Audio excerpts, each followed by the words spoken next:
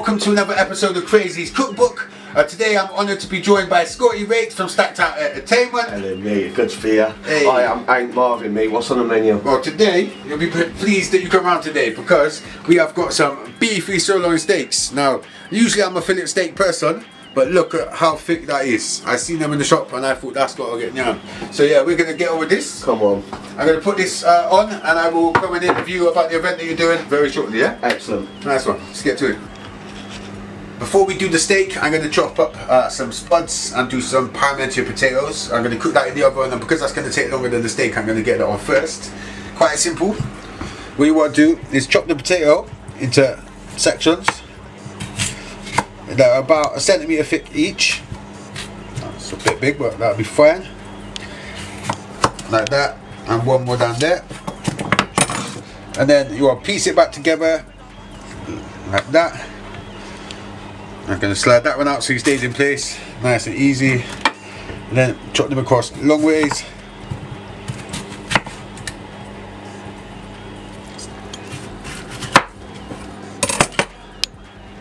Get that back up,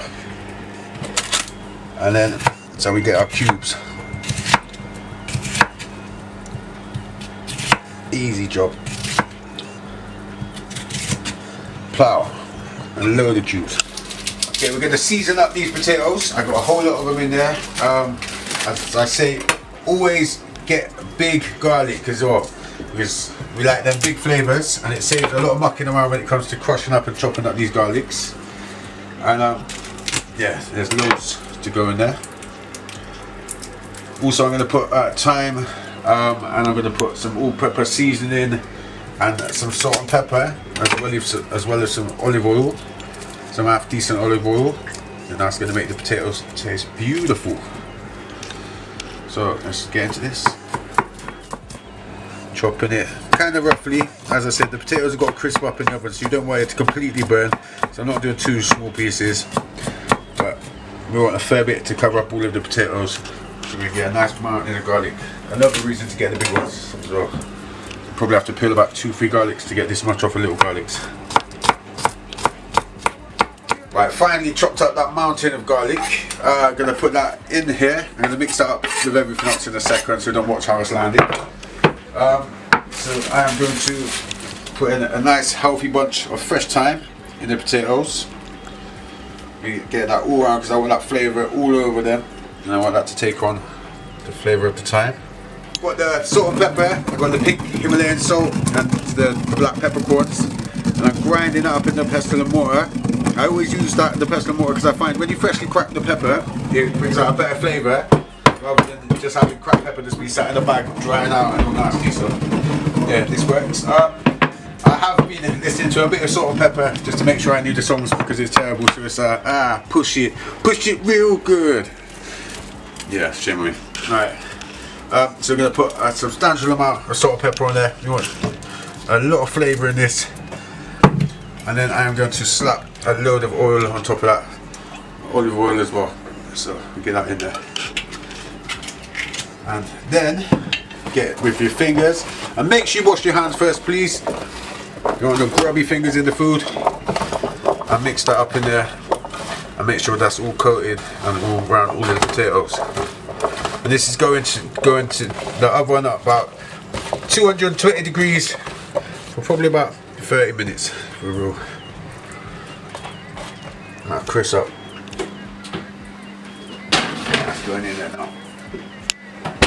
Right, while these spuds are cooking, I thought I may as well get into this interview with SCOTTY RAKES, but we got a little bit of kitchen porter work to do because I'm going to be doing sprouts. And now a lot of people don't like sprouts, but I'm going to be doing fried sprouts, and I'm telling you, try these, you will like sprouts again, yeah? Your nan messed up sprouts for you when you're younger, yeah? She boiled them and they smell like farts, yeah? And you probably just thought your nan had some flatulence issues and it put you off your food, yeah? There's a chemical that comes out when you boil sprouts. Don't boil sprouts, yeah? Fry them in the frying pan with butter and they'll make them nice. So yeah, I've got Scott chopping them into half. So Scott, we've got this event coming up on November the 5th, yeah? Bonfire night. Yeah mate, Chasers nightclub. We've teamed up with Corrupted and it's supported by Innovation. Come on, we've got Heartless crew in the building. That's a bit of you. Yeah. Right, so what, you've got the whole crew? Mighty Mo, Bushkin and Fonty, mate. They're all coming. The full squad. Big up Bushkin, but it's all about Mighty. IAT''. Yes. Take a guess. The one, yeah. So who else? We got Evil B in the building doing his famous mixed genre set. He does Blive or Garage, and then Evil B on bass. John is Blive, give it the two, we're like, what up? We're going to like, what up? Blive, give it the two, we're like, what up? What up? What up? What up? Pow! We got Vapour in the building. Of course. Come on. I remember when I was at school, they treated me like I was at that.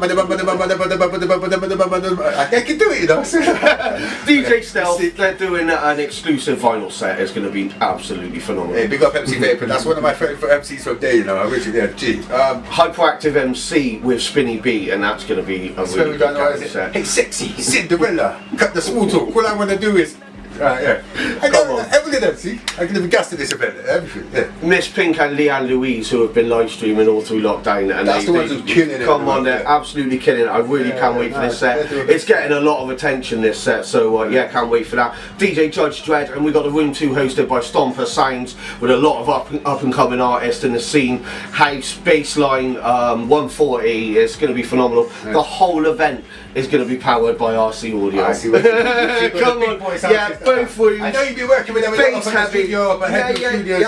Got a really good relationship with them now. Really big announcements over Christmas. But honestly, if you need studio time for what is it? You do the rehearsal rooms? Headroom Studios. We got a live room. We do your live streaming. We do your recording. Contact Leslie. Do you know what I mean? Just message the Headroom Studios page, man. We got it going on out there. Really good creative space. Come and get involved. Yeah, it's a great team. Yeah, so yeah, big up Scotty Rakes. Thank you for coming through. Come on, and doing some kitchen porter work as well, chopping up. I got some more stuff that you could be cutting up in a minute. But yeah, we're gonna get on with some more food, and we'll be back in a minute. Okay, with the steak, I'm gonna do some garlic mushrooms. So I got these chestnut mushrooms, and I'm just gonna chop them up, real simple. And I'm gonna slap them in the pan with some garlic, and I'm gonna put in some olive oil, and it's gonna be plain simple, and a little bit of seasoning as well. But everyone knows a bit of garlic mushrooms.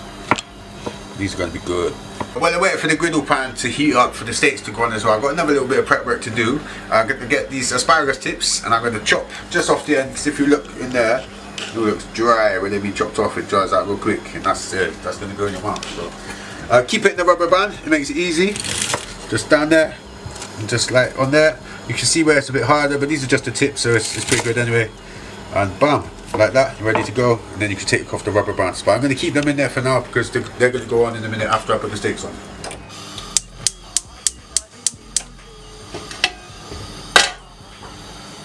Okay, so just to test the griddle pan's hot enough. I think we're getting there. Right, I've got these steaks, and if you notice, we got the fat on here, and this is going to taste nice if it's all crispy. But if you just chuck it on a griddle pan on a steak this big, it's just going to cook either side, and you're going to have a line down the middle that isn't even cooked. So what I've done is I've got them all in a line, and I put them straight down on the pan like that first. We're just going to leave them there for a minute to brown off and get that fat rendered up. And yeah, that's going to put oil in the pan as well, which will also help the rest cook. Okay, so now the steaks have actually gone on, I'm going to start getting this veg done. Okay, I'm going to put them in there. I'm going to get some butter. I'm going to chop off a nice piece of butter. Get that in with the asparagus as well. Yeah. And then again, another nice bit in the mushrooms. And then more butter once again for the sprouts.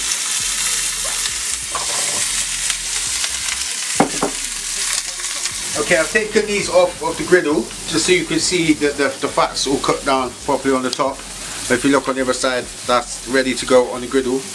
Whilst that's done, whilst that's being done, I put on the main heat, I put the sprouts on, so I want to get that penetrated all the way through. Also, I'm going to get some seasoning on here. So some salt and pepper on all of these. I put butter and a bit of olive oil in the garlic mushrooms. Yeah, just butter in both of these. Yeah, the veg is looking lovely. Need a few more minutes on there, but that can cook down whilst I'm doing the steaks now.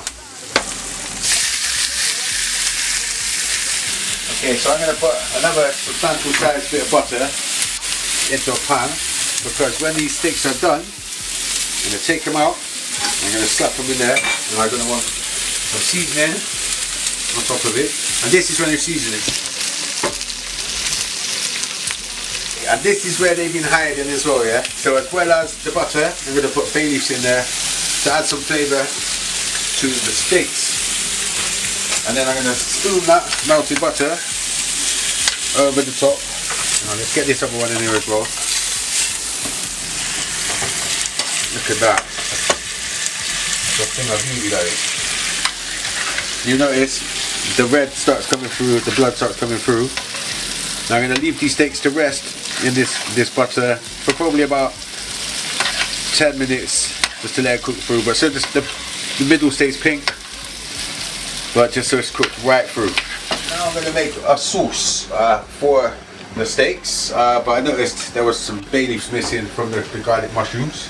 Talk about garlic, I'm going to lay that out as the base. I'll move that around a little bit. Just let that heat for a second, and a smidgen of olive oil, just a teeny little bit, because I'm going to add wine to this sauce and I don't want it looking too fatty. So I'm just about going to get some heat into that. This is a very hot pan already. I'm just heating that up off camera. So just as that is about to start turning colour and getting to a lighter kind of see-through texture, browning off in areas, I think now, that smells beautiful. I'm going to open this bottle of Merlot from California, because apparently they know how to party in California, right? I make good wine.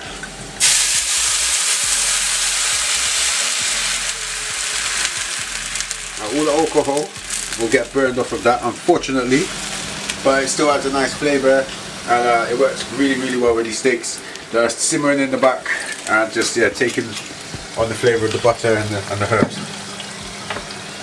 Now normally, let me just tell you, normally I would put rosemary with this, but we went to 4 supermarkets earlier just for rosemary and they didn't have rosemary. So Bristol, fix up on your rosemary game. You need to get that in the sauce. We'll let you in on a little trick here. It's allowed oxo stock cube. Yeah, it just works. It's so well with the beef, you know. I'm going to put that in there. But I'm not just completely cheating. I'm going to use salt and pepper. Of course, some bay leaves in there. Yeah, some bit of all-pepper seasoning again. And little trade secret, using wine sauces to make the flavour nicer. A bit of sugar in there as well, just to sweeten up. Not too much. And while the sauce is reducing, I think it's the perfect time to check on these potatoes. Holy crap, look at them, they look perfect.